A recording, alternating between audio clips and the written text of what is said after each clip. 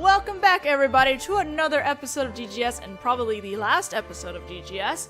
So, this is the last Randst magazine episode, episode 8, and this is, obviously has something with Baroque, and the only thing with Baroque, funny enough, so let's get started. I'm kinda sad these don't exist in the... I mean, we have the Asinine episodes of DGS too, but... it's just not the same with these. I like these little snippets of, like, just daily life for everybody. Okay. It's an unspecified day, unspecified time at the Old Bailey Supreme Court. With no jurors. Okay. We're already off to an interesting start. We will now begin the trial of Mr. Sherlock Holmes. For the most mysterious murder. Are both sides prepared? Yes, the defense is ready. The prosecution is ready. Very well. We will now hear the facts of the case. The murder occurred in the middle of the night 2 days previously, just after the continual snow had stopped. The scene of the crime was the defendant's, Mr. Sherlock Holmes' home. Holmes. Huh? That famous room. 221B Baker Street, you mean? It seems that it was in that famous room that this vicious murder took place. Yes, sir. That's exactly right. The victim, Madame Rosie, was found dead on a sofa in that room. What? But it isn't known for certain whether the victim was killed in Holmes-san's room.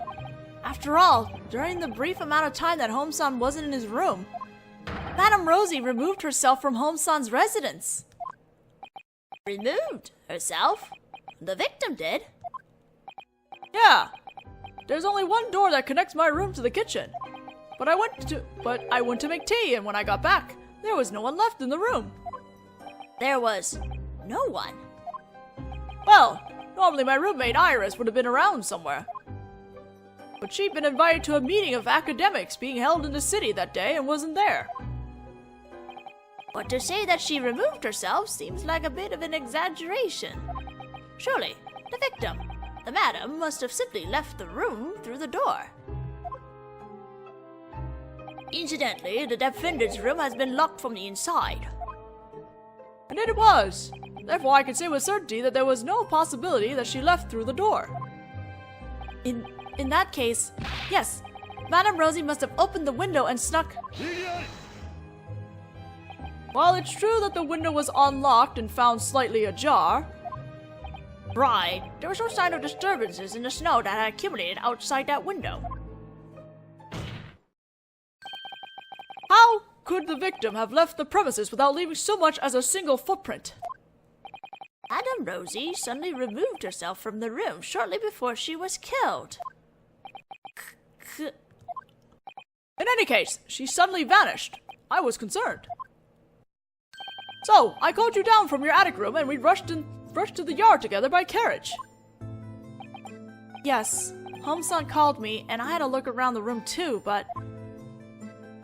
As Holmes-san says, there was no one else in his room. And when we arrived at the yard, we happened to run into this fellow, Detective Gregson. I just returned from a business trip and was on my way to my office. We explained the situation to you and all three of us raced back to Baker Street together as quickly as we could. At that time, there were no footprints near the mansion except for ours.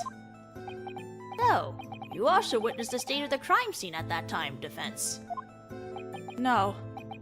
I went straight back up to my room in the attic and went to bed. The detective witnessed the fearsome sight in Mr. Holmes' room. On his sofa, the previously supposedly missing Madame Rosie had collapsed. So the victim was already dead? No, she wasn't quite dead, but she was at death's door. She summoned the last vestiges of her strength to utter her final words. Curse you! You're the death of me, Sherlock Holmes. Yeah, I heard that too. She said it in an incredibly spiteful voice. But... And with that, the victim passed away quietly on the sofa. The cause of death was damage to the windpipe due to strangulation.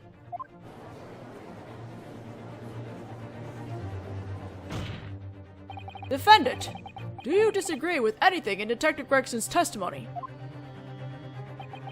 No, I think that was a pretty accurate report coming from him. Or the death of me, Sherlock Holmes. That sounds rather decisive.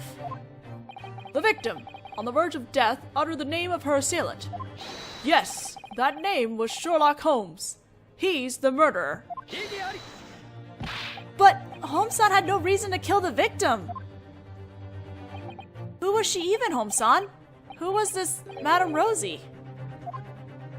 Oh, her? Did I tell you?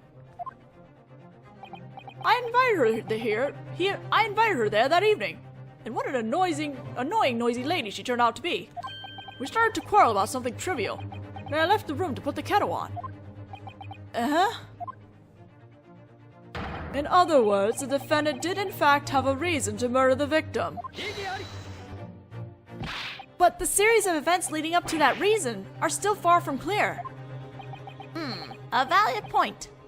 There are still quite a few unknowns.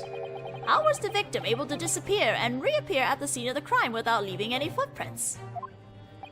That's right. The crime itself is that not still a mystery as well? But the victim declared the name of her killer before she passed away. It seems that you've missed something here. Missed something? What? The man there, the self-proclaimed great detective, never hesitates to declare the following on a regular basis. There's no such thing as an impossible crime, nor mystery that I cannot solve.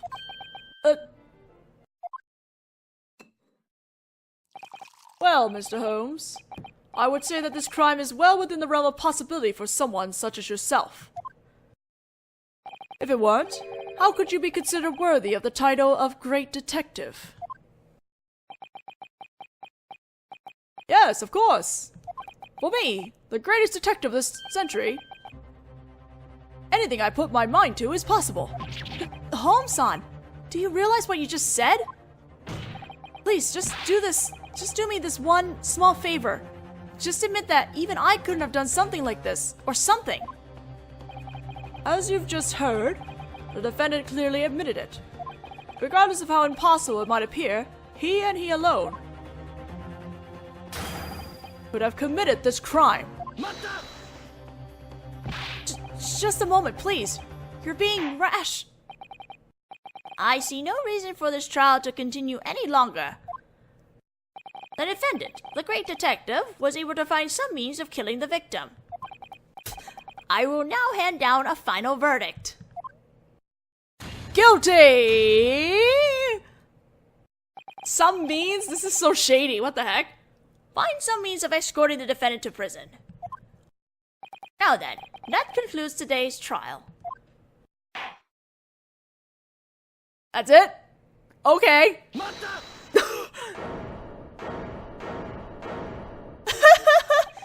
Please, wait, Your Honor.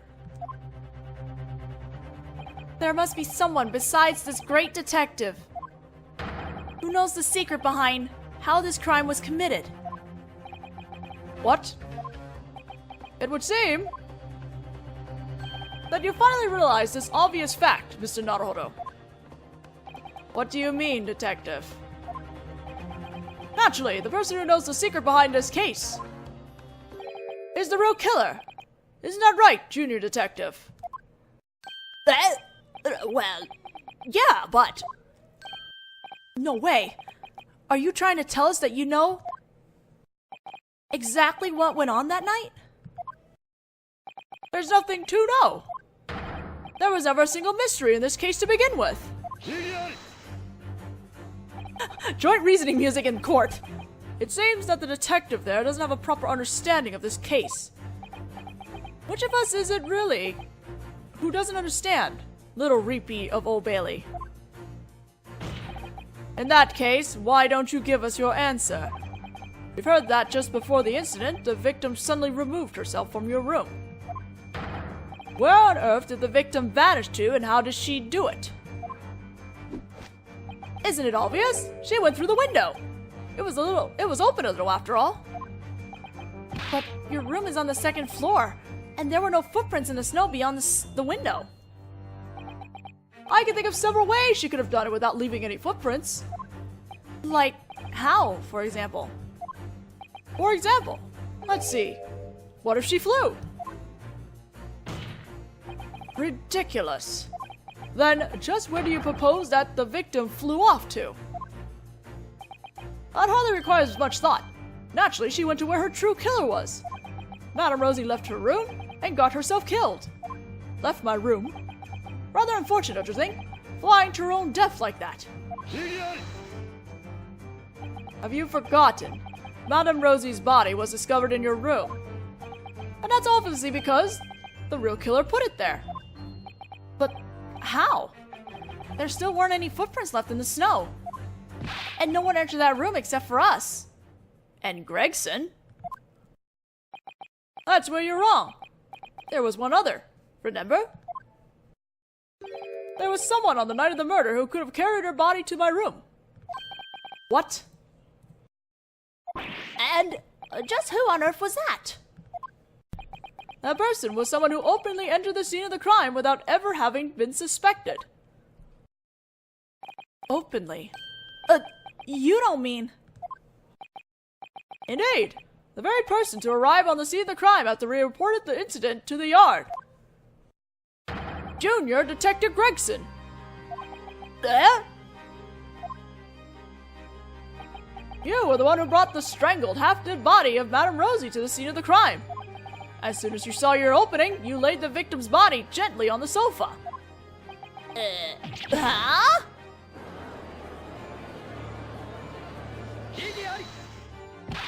But we all returned to the scene of the crime together that night.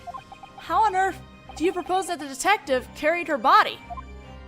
Oh, honestly, another question that requires no thought. The junior detective here is always wearing that coat of his. All he had to do was sneak her in his pocket. What? Is this like the baby in the carriage again from case 2?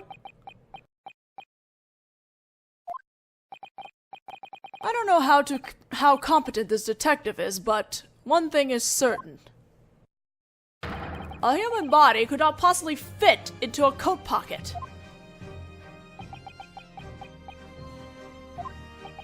It seems that you lot are harboring under one major false assumption. She's not a person? And what would that be? Madame Rosie isn't human. Eh? Home, son? What is it, Mr. Naruhodo? Don't what is it me? Just who the heck is Madame Rosie?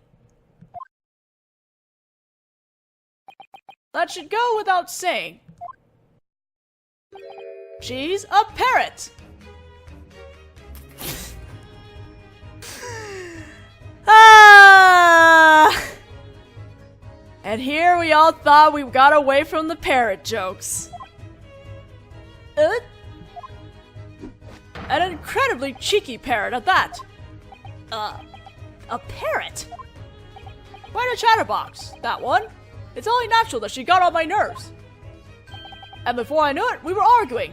I was honestly tempted to strangle her myself. Arguing with a parrot. What other assumption is there? That night she flew out the window and went home. Yes, to the room of none other than Junior Detective Gregson, whom we see standing right here before us. To Detective Gregson's room? But why? Well, because Detective Gregson was keeping that parrot there as a pet. What?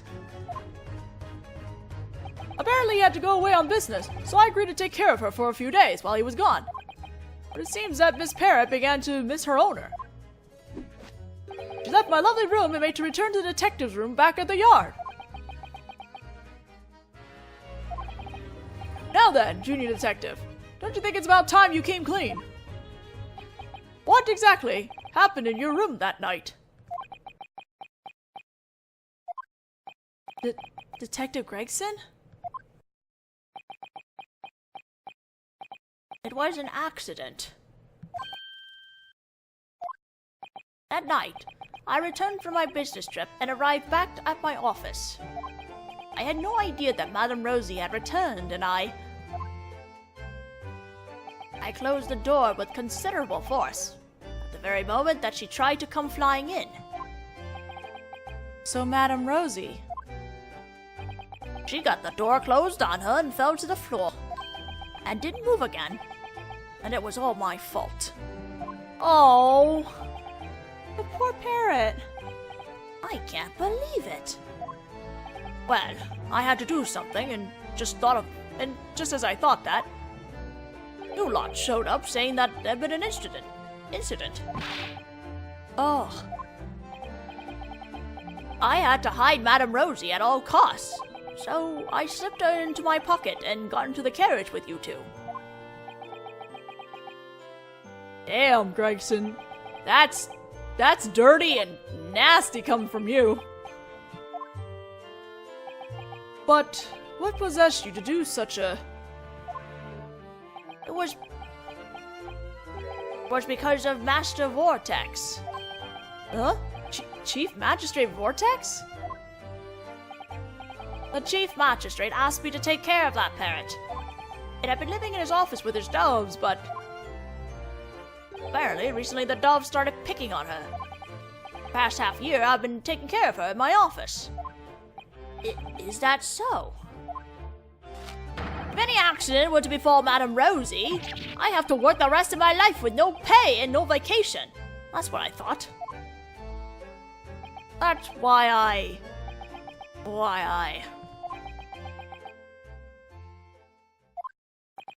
But did Madame Rosie, did the victim not leave us with her final words? In which she stated the name of the despicable criminal who robbed her of her life. Curse you! You're the death of me, Sherlock Holmes.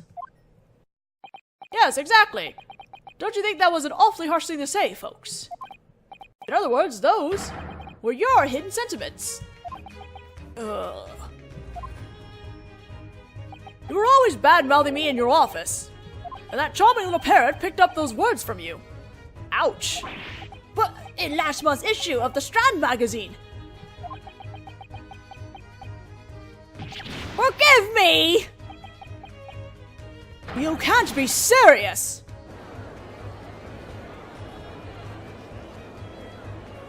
What the fuck is this case? Oh, here comes the best part. Baroque! Outside of the courtroom! And facing us! Anyway. Is something wrong, Master Von Zeeks? No, it's nothing. I seem to have passed out on my feet. Well, it's perfectly understandable. We've already been waiting 3 hours, after all. 3 hours?! I was summoned to give my report on the incident that took place at Mr. Hatch's pawn shop, but I wonder if I'll actually be granted an audience with the Chief Magistrate today. Come to think of it, Detective, whatever happened to that bird? Huh? You mean Madame Rosie? Somehow she was able to be revived. When I brought her back to this office earlier, on Master Vortex orders. I hope she managed to get on somehow with the doves this time. Came as quite a shock to hear that she'd been closed in a door. But for a while there, I was under the impression that she was human. My apologies. Master Vortex was the one who named her. Hello, folks. Pardon the wait.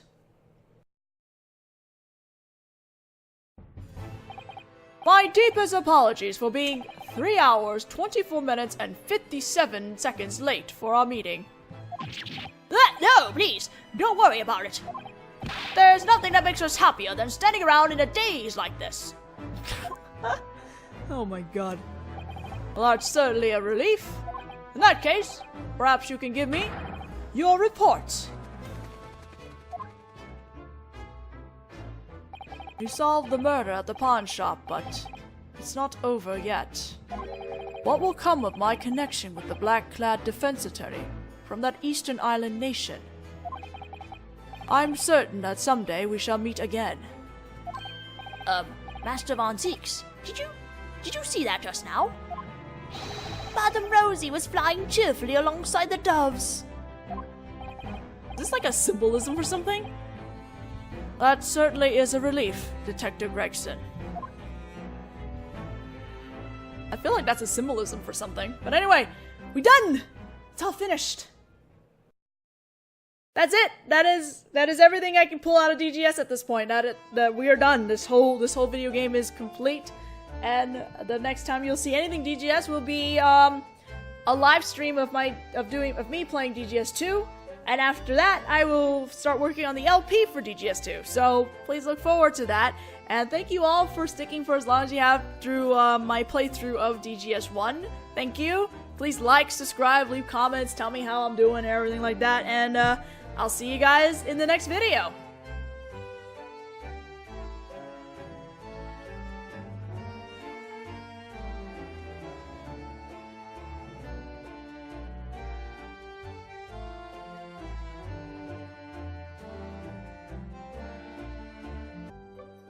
The murder occurred in the middle of the night 2 days previously, just after the continual snow had stopped. The scene of the crime was the defendant's, Mr. Sherlock Holmes' home. Holmes. Huh? That famous room. 221B Baker Street, you mean? It seems that it was in that famous room that this vicious murder took place. Yes, sir. That's exactly right. The victim, Madame Rosie, was found dead on a sofa in that room. What? But it isn't known for certain whether the victim was killed in Holmes-san's room. After all, like, just daily life for everybody. Okay. It's an unspecified day, unspecified time at the Old Bailey Supreme Court. With no jurors. Okay. We're already off to an interesting start. We will now begin the trial of Mr. Sherlock Holmes. For the most mysterious murder. Are both sides prepared? Yes, the defense is ready. The prosecution is ready. Very well. We will now hear the facts of the case.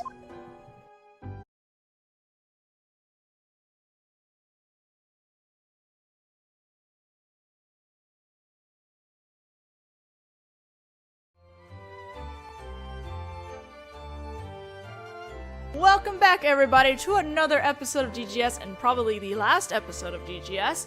So, this is the last Randst magazine episode, episode 8, and this is, obviously has something with Baroque, and the only thing with Baroque, funny enough, so let's get started. I'm kinda sad these don't exist in the... I mean, we have the Asinine episodes of DGS too, but... it's just not the same with these. I like these little snippets of... Must have simply left the room through the door. Incidentally, the defendant's room has been locked from the inside. And it was. Therefore, I can say with certainty that there was no possibility that she left through the door. In that case, yes, Madame Rosie must have opened the window and snuck... While it's true that the window was unlocked and found slightly ajar... Right, there was no sign of disturbances in the snow that had accumulated outside that window.